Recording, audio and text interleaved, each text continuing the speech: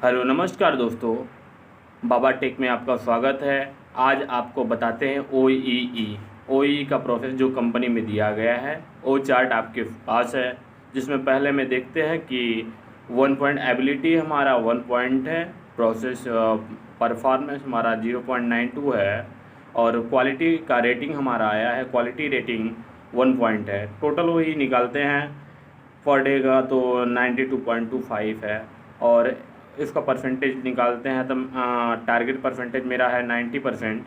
तो इसी प्रकार जानते हैं दोस्तों कि ओ होता क्या है। जानते हैं दोस्तों कि ओ क्या होता है। ओ जिसका फुल फॉर्म होता है ओवरऑल इक्विपमेंट इफेक्टिवनेस, या इसको कहीं कहीं बोल देते हैं ओवरऑल इक्विपमेंट एफिशिएंसी भी बोल सकते हैं। इसमें दोनों में दोस्तों कंफ्यूज नहीं होना है। हिंदी में इसका अर्थ होता है कि समग्र उपकरण प्रभावशीलता।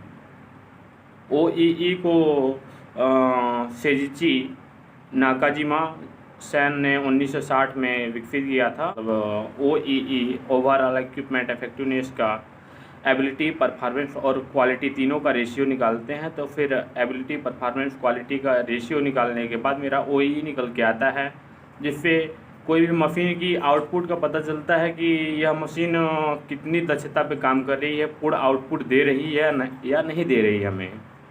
ओ का फैक्टर इस प्रकार है कि O is a ratio of ability, performance and quality. O की उपलब्धता हिंदी में जानते हैं तो ओ उपलब्धता, प्रदर्शन और गुणवत्ता का अनुपात होता है दोस्तों। जानते हैं दोस्तों अक्सर कि एबिलिटी होती क्या है, एबिलिटी, परफॉर्मेंस और क्वालिटी होता क्या है। जानते हैं कि एबिलिटी दोस्तों जानते हैं बेस्ड अपॉन टाइम। एबिलिटी का फार्मूला होता है जैसे हमारी मशीन कितना अवेलेबल थी और वह पूर्ण आउटपुट दे पाई है या नहीं दे पाई है। तो एबिलिटी का फार्मूला होता है ability time into down time upon available time.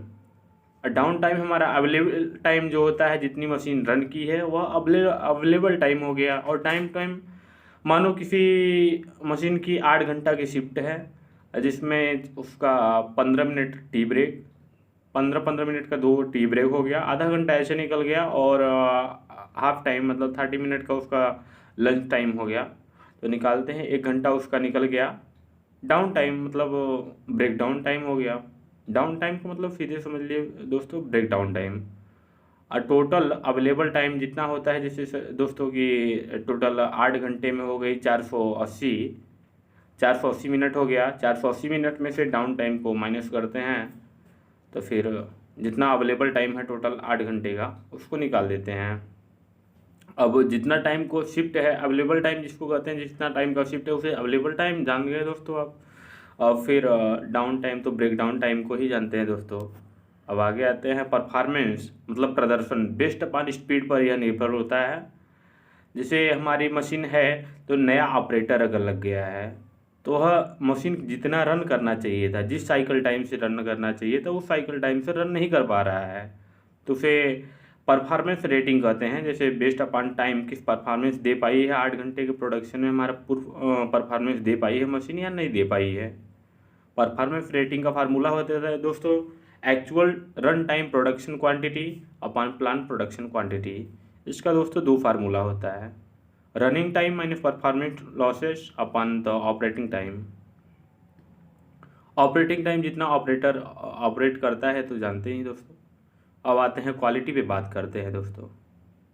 Quality हमारे जो 8 घंटे की शिफ्ट में जितना भी पार्ट बना है वह पार्ट पूर्ण गुणवत्ता का है कि नहीं है, अर्थात कस्टमर हमारे पार्ट को जितना एक्सेप्ट करेगा, रिवर्क और रिजेक्शन को छोड़ करके जितना पार्ट एक्सेप्ट करेगा उसे क्वालिटी कहते हैं दोस्तों। क्वालिटी का फार्मूला होता है ओके पार्ट ओके क्वालिटी, मतलब जितना पार्ट ओके है वह क्वालिटी। उसको तुम्हारे परफॉर्मेंस और लॉसेस को निकालने के बाद, परफॉर्मेंस लॉसेस को निकालने के बाद जितने रिजेक्शन और रिजेक्ट पार्ट को, इसमें रिजेक्शन पार्ट और रिजेक्ट पार्ट को नहीं क्वांट किया जाता है, अपन टोटल क्वांटिटी ऑफ प्रोडक्शन दोनों का मल्टीप्लाई मतलब करते हैं, दोनों को निकालते हैं तो फिर हमारा परफॉर्मेंस निकल जाता है। और IATF 16949 2016 के रिक्वायरमेंट के अनुसार टीपीएम के 6 बिग लॉसेस की इम्प्रूव कर करके यह ओई को सुधार किया गया है। ओई के लॉसेस को घटाया जा सकता है। जैसे कि जानते हैं दोस्तों कि ओई is a ratio of ability, performance and quality. और दोस्तों तो ओई का फार्मूला होता है ability ratio into performance into quality ratio, तीनों को मल्टीप्लाई करके इंटू 100 कर देते हैं तीनों, फिर ओई हमारा निकल जाता है। अब जानते हैं कि टीपीएम के बिग लॉसेस होता क्या है। एबिलिटी के भी 2 लॉसेस होते हैं, जैसे अनप्लान्ड स्टॉप और प्लान्ड स्टॉप। अनप्लान्ड स्टॉप हमारा वह स्टॉप हो गया दोस्तों कि जैसे अचानक से ब्रेक डाउन आ जाता है हमारे मशीन में, हमारा रोबोट चलता रहता है, अचानक से कोई प्लान नहीं किया है, कोई प्लानिंग नहीं हुआ है और हमारा अचानक से ब्रेक डाउन आ गया। और प्लान्ड स्टॉपेज हो गया कि दोस्तों जैसे प्लांट के अंदर हो गया कि हमारा मेंटेनेंस वर्क इतने टाइम पे होगा, मेंटेनेंस कार्य कराना है हमको।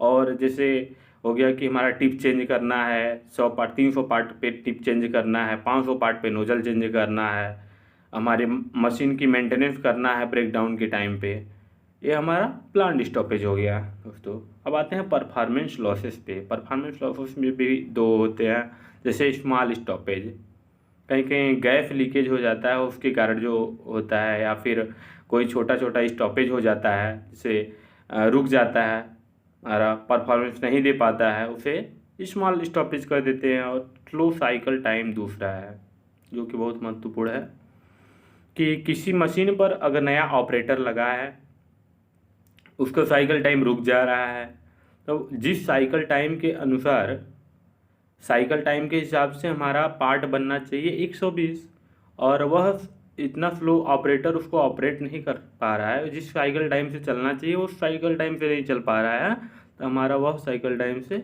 100 पार्ट बना है। तो ये हो गया फ्लो साइकिल टाइम दोस्तों। अब क्वालिटी लॉसेस पे आते हैं। क्वालिटी लॉसेस भी 2 स्टेप पे होता है, जैसे प्रोडक्शन रिजेक्ट, जैसे कोई पार्ट हमारा बना है और वह रिजेक्ट हो गया, पार्ट हमारा प्रोडक्शन के अंदर बना है, वह पार्ट ओके पार्ट नहीं है, हमारा कस्टमर उसको एक्सेप्ट नहीं करेगा, वो प्रोडक्शन रिजेक्ट पार्ट हो गया दोस्तों। वह भी क्वालिटी लॉसेस के थ्रू ही आता है दोस्तों।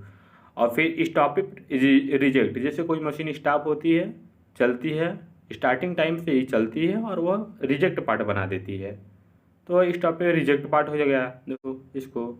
अब आते हैं एग्जांपल लेते हैं दूसरा, कि आखिर अगर हमारे किसी सेल की साइकिल टाइम 2 मिनट की है और टारगेट प्रोडक्शन जो हो गया 120 की है और एक्चुअल प्रोडक्शन 100 की है, हमारा ओके पार्ट जितना आता है 95 पार्ट आता है, 95 पार्ट, और जिसमें 95 में से रिजेक्शन पार्ट मेरा 5 निकल जाता है।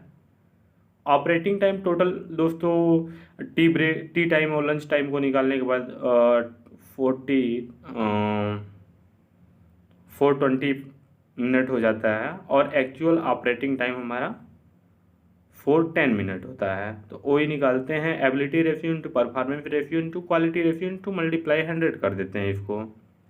आइए जानते हैं दोस्तों कि एबिलिटी रेशियो का फार्मूला होता है actual operating time upon plan operating time. इसको निकालने के बाद दोस्तों अब हम परफॉर्मेंस रेशियो निकालते हैं। परफॉर्मेंस रेशियो भी हमारा आता है ideal cycle time into total part counting upon actual operating time, इसको निकालते हैं। फिर हमारा एबिलिटी रेशियो परफॉर्मेंस रेशियो निकालने के बाद हम क्वालिटी रेशियो पे आते हैं दोस्तों। क्वालिटी रेशियो पे finished okay part upon total part कर देते हैं, हमारा क्वालिटी रेशियो भी निकल पे आता है। तो हमारा दोस्तों निकल के आया है एबिलिटी रेशियो निकल करके आया है 0.97619। फिर परफॉर्मेंस लॉसेस आया है 0.878049 एंड क्वालिटी रेशियो निकल करके आया है दोस्तों 0.97222।